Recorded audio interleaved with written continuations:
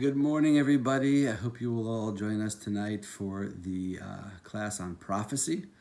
It's the fourth and final class in this series, and we're going to be talking about Tikkun Olam. Very interesting topic tonight, so join us. Continuing with our discussion about the three things that take a person out of this world, jealousy being the one that we discussed yesterday. Today, I want to talk about physical lust, or the overindulgence in physical pleasures in this world. The author of the Mishnah in Pirkei Avot in the Ethics of Our Fathers tells us that that's one of the three things that can detach a person spiritually. And that makes sense because I am a body and I'm a soul. I have two parts to me. And to the degree that I'm overindulging or overinvesting in my body, it's going to come at the expense of my spiritual growth. Now, I like to tell people this. It's a little bit hard to do it on a video, but sometimes it's more fun in an audience. I like to say, first of all, that raise your hand if you think you have a soul. And of course, everybody raises their hand. And then what I always tell people is, no, you do not have a soul, actually. That's the truth is that you are a soul. You don't have a soul. You are a soul, and you have a body. And that's a very important thing to understand. Essentially, in Judaism, we understand that I am my soul. And my soul existed before it entered this body, and my soul will exist long after it leaves this body. And it spends a temporary period of time on this earth in this physical body, but that's not who I am. And I can't get confused, and I can't get sidetracked, and I can't indulge all the physical pleasures in this world at the expense of my soul, because it's just a little sojourn here. It's just a quick journey in this physical body. You know, it's sort of like if a person was going to build their dream home. And in the meantime, they have to find a hotel to stay in. So they stay in the hotel, one of these extended stay hotels, and they're going to be there for, let's say, 6 months, maybe a year, while their home is being built.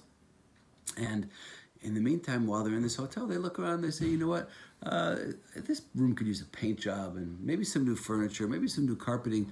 And this person goes ahead and spends their entire budget for furnishing their new home on this temporary hotel room that they're staying in. And then when they finally finish building their home, they have nothing to build, nothing to put into the new home, because they've spent their entire budget. How ridiculous and absurd that would be.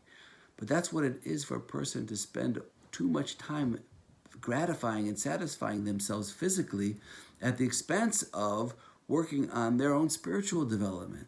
Now, of course, a person has to be healthy and take care of their body. The Torah commands us to do so, but that's not the purpose of our short existence on this earth. The purpose of our short existence is to develop ourselves spiritually, to focus on our souls and our purpose and our mission in this world. And it's very easy to get sidetracked on that. So what I wanted to share with everybody is, you know, in the story of Genesis with Adam and Eve, it's very interesting because Adam and Eve, when they're first created, are naked, and they're perfectly happy, and they're not embarrassed, and everything's fine. And then all of a sudden they eat from this tree that they're not supposed to eat from, and they look down and they're naked and they're embarrassed. What happened? What changed?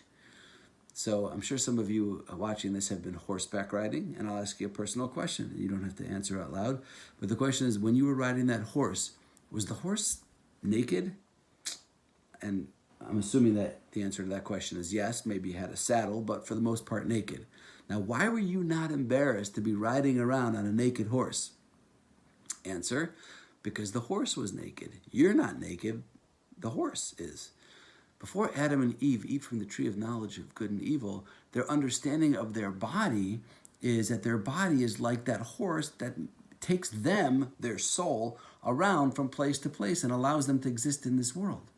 After Adam and Eve eat from that tree, now their self-perception shifts, and they now view themselves no longer as the soul, but as the body. And now that naked thing isn't some external horse driving me around. That naked thing is me, and now I'm embarrassed. You understand? So the goal and the challenge for us since that time is to view ourselves as a soul and not a body. And that's not easy, but we can work on it. Have a great day.